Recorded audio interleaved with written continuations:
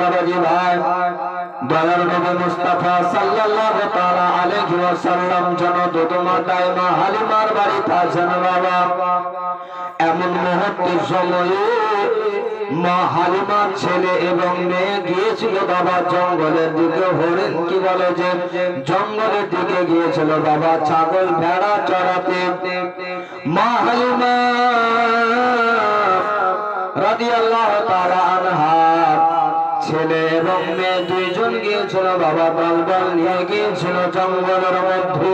জঙ্গলের দিকে যাওয়ার পরে মুলতসামের পাশে বাবা সেই জায়গাতে বাবা ছাগল ভেড়া চড়াচ্ছিল।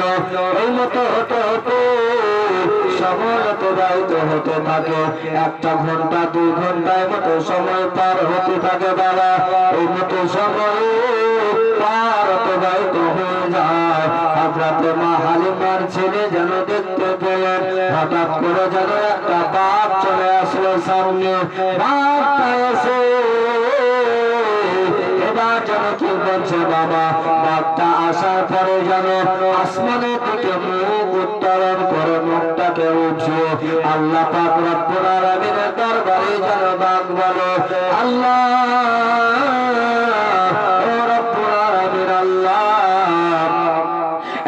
সপ্তাহ পার হয়ে গিয়েছে, 7-8 দিন হয়ে আমার নবী মুস্তাফাকে দেখতে পাইনি।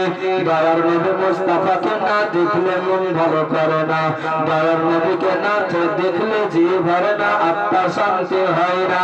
7-8 দিন 1 সপ্তাহ ধরে দেখতে পাইনি। আল্লাহ রাব্বুল আলামিন একটু আমার নবীকে নবী মুস্তাফার দিদারটা দেন না, একটু দয়ার নবীকে দেখতে চায়, একটু মায়ের নবীকে দেখতে চায়। আল্লাহ পাক রব্বুল আলামিন তাদের দোয়াকে আল্লাহ কবুল করলেন। বাবার কাছে দয়ার নবীর সঙ্গে যদি দেখা করতে হয় তবে আপনারা কাজ করতে হবে।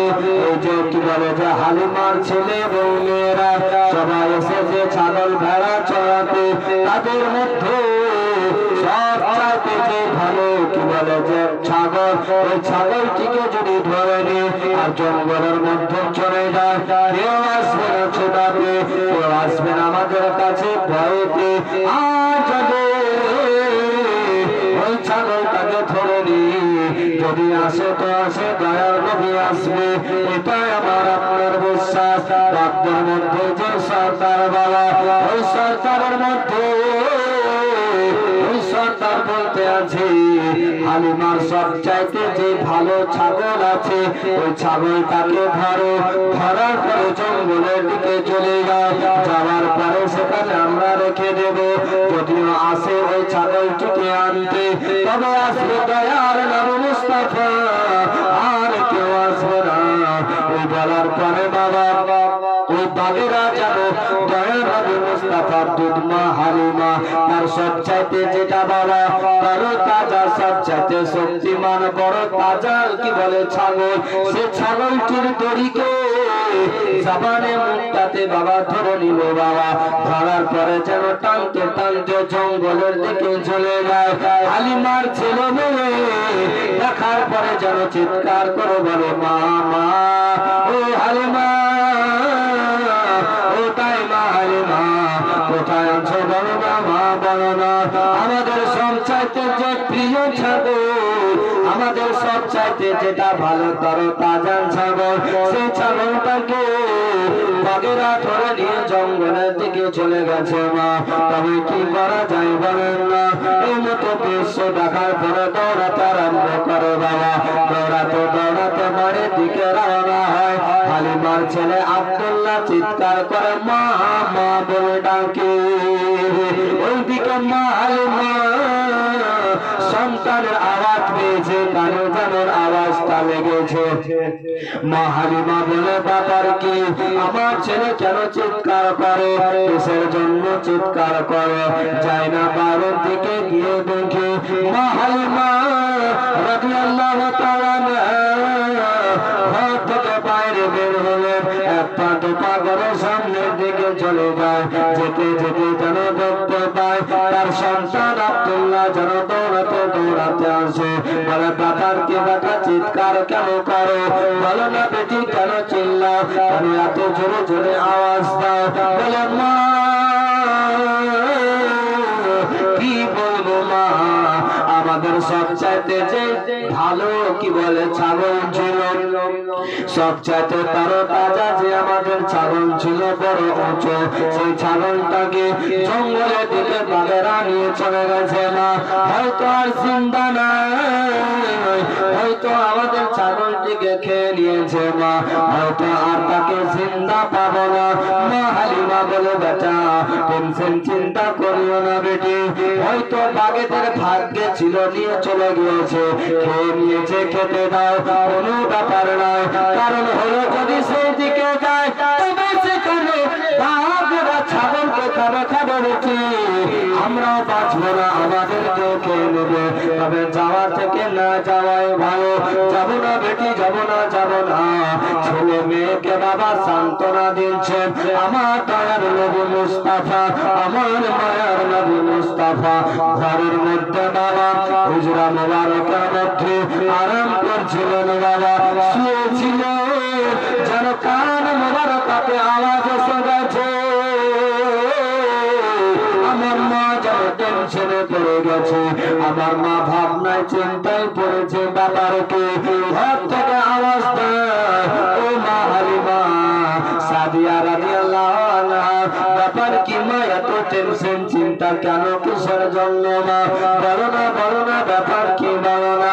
মা হালিমা বলে বাচ্চা কোনো টেনশন চিন্তা নাই, কোনো টেনশন চিন্তা নাই বেটা, তুমি ঘরের মধ্যে আরাম করো বেটা। ও মোহাম্মদ আরবি, ও মোহাম্মদ আরবি আল্লাহ আলামিন, টেনশন চিন্তা করিও না বেটা, ঘরের মধ্যে আরাম করো, তুমি বিশ্রাম করো বেটা। কারণ হলো বেটা একটা জিনিস, তোমাকে এখন জ্বর হয়েছে, তোমার শরীরটা খুব ভালো নয় বেটা, আরাম করো, উঠিও না। বলে না না মা আমি আর আরাম করতে পারি না। বলে কেন বেটা, কি হয়েছে? বলে মা আপনারা কি কথাবার্তা বলছিলেন, কিশোর আপনারা আলাপ আলোচনা করছিলেন মা? বলেন না, বলেন না। আমার নবী মুস্তাফা যেমন জিজ্ঞাসা করেছেন বাবা, মা হালিমা বলে বেটা কোনো ব্যাপার নয়, কিছু হয়নি বেটা, তুমি টেনশন চিন্তা করিও না। বলে না মা আমি সবই শুনেছি নিজের কান মোবারক দ্বারায়, আর বলতে হবে না। আমি চললাম ওই কি বলে জঙ্গলের দিকে। বলে কেন যাবে বেটা, কিসের জন্য যাবে বেটা? বলে মা আমার দুটো ভাই এবং যখন তারা আপনাকে শোনাচ্ছিল কথাবার্তা গুলি, তখন আমি নিজের কান মোবারকে শুনেছি আমাদের সবচাইতে যে সবচাইতে ভালো প্রিয় কি বলে ছাগল ছিল, ওই ছাগলটিকে ধরে নিয়ে চলে গেছে বাবুরা। আর সহ্য করবো না মা, যাবো আমি ছাগলটিকে আনতে। মা হালিমা বলে বেটা যেও না, বেটা যেও না, ব্যাপার খারাপ হয়ে যাবে। কারণ হলো যখন ছাগলকে নিয়ে গেছে বাঘেরা, এখন পর্যন্ত হয়তো আমাদের ছাগল বেঁচে নাই বেটা, হয়তো ছাগলটাকে জিন্দা তারা খেয়ে নিয়েছে, নাই বেটা যে কোনো লাভ হবে না। নবী আমার বলে মা বাধা দিও না, দিও না মা, কারণ হলো নবীর যেটা ছাগল, নবীর ছাগল তাকে বাঘ তো দূরের কথা, একটা পিঁপড়া পর্যন্ত কামড় দিবে না। জুড়ে বলো না মা, খাওয়া তো দূরের কথা, ওরা গলাতে মুছি লাগাইবে না। বলে ব্যাপার কি? বলে ব্যাপার যদি দেখতে চাও তাহলে চলেন মা, নবী আমার সামনে সামনে যায়, পিছনে তিনার আম্মা দুধ মা হালিমা রাদিয়াল্লাহু তাআলা আনহা, এবং এটাকে দূরে রাখুন,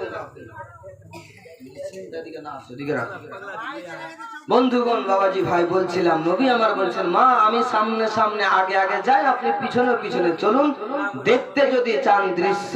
মা হালিমা বলছেন, বেটা যেও না যেও না। আরে বাবা, মায়ের তো মনে ভয় থাকবেই যে বাঘ নিয়ে গেছে ছাগলকে, সেখান থেকে বাঁচাতে পারবে না, তাকেও তো খেয়ে নিবে। কিন্তু আমার নবী মুস্তাফা বিশ্বাস দেখুন আল্লাহর প্রতি। আমার নবী মুস্তাফা বলতে আছেন, আম্মা ও দুধমা হালিমা, আমাদের ছাগলকে খায়নি, তারা ভক্ষণ করতে পারবে না, চলুন আমার সঙ্গে সঙ্গে। নবী আমার আগে আগে যায়, পিছনে মা হালিমা যায়, তার পিছনে তার তিনার সন্তানেরা যায়। এই মতো যেতে যেতে পাহাড়ের উপরে নবী আমার উঠে গেলেন, নিচে থাকলেন মা হালিমা আর তিনার সন্তানগুলি, ছেলে এবং মেয়ে। এবার নবী আমার আওয়াজ দিচ্ছেন, ও বাগেরা কোথায় আছো, এসো আমার সামনে। বাগরা নবী মুস্তাফার যখন আওয়াজটাকে পেয়েছে কানে শুনতে, যত ছিল জঙ্গলের মধ্যে, বাঘ ছিল, হরিণ ছিল, ভেড়া ছিল, ছাগল ছিল, যত পশু হয় বাবা, পাখি থেকে শুরু করে, আল্লাহ নবী যখন ডাক দিয়েছেন সঙ্গে সঙ্গে চারদিকে আমার নবী মুস্তাফাকে ঘেরাও করেছে। জোরে বলেন সুবহানাল্লাহ। হরিণ দাঁড়িয়ে আছে, ছাগল কি বলে যে বাঘেরা ঘেরাও করেছে। তো মা হালিমা দেখতে পাচ্ছেন সে সব দৃশ্যগুলি, তো বলছেন, বেটা তোমাকে খেয়ে নিবে তারা, নিচে চলে এসো। তো বলে, মা আপনি দেখতে থাকুন না, কি হয় কি হবে আপনি শুধু দেখুন। মা হালিমা নিচ থেকে দেখে আর নবী মুস্তাফা বাঘদের সঙ্গে কথা বলে। মা হালিমা রাদিয়াল্লাহু তাআলা আনহা তিনি বর্ণনা করেছেন, কিতাবে রাবি রিওয়ায়াত লিখেছেন যে মা হালিমা বলছেন যে আমি নিজের চোখে দেখলাম যে আমার দুধ বেটা, আমার ছেলে মুহাম্মদ আরবি সাল্লাল্লাহু আলাইহি ওয়াসাল্লামকে দেখলাম যে তিনার ঠোঁট মোবারক হিলছে আর বাঘদের মুখ হিলছে। জোরে বলো সুবহানাল্লাহ। এটার মানে কি বুঝলেন? বাঘ আর নবীর কথা চলছে, মা হালিমা কিন্তু বুঝতে পারছেন না, দেখছেন সব। এবার কিন্তু বাঘদের মধ্যে একজন বাঘ এই মতো করে মাথা যেমন ঘুরালো, সঙ্গে সঙ্গে আর একটা বাঘ যেন আমার নবী মুস্তাফার যে ছাগলটিকে নিয়ে গিয়েছিল মা বাবাজি ভাই, ওই ছাগলটির যেটা দড়ি ছিল, রাস্সি বলেন আপনারা হয়তো, ওই রাস্সি ধরে মুখে দাঁতে ধরে নিয়ে নবী মুস্তাফার সামনে এসে মাথাকে নত করে আমার নবী মুস্তাফাকে সালাম দিচ্ছেন। জোরে বলেন সুবহানাল্লাহ। আমার নবীকে সালাম দিচ্ছেন বাগেরা, আসসালাতু ওয়াসসালামু আলাইকা ইয়া রাসূলুল্লাহ, আসসালাতু ওয়াসসালামু আলাইকা ইয়া হাবিবাল্লাহ। নবী মুস্তাফাকে বাগেরা সালাম দিচ্ছেন।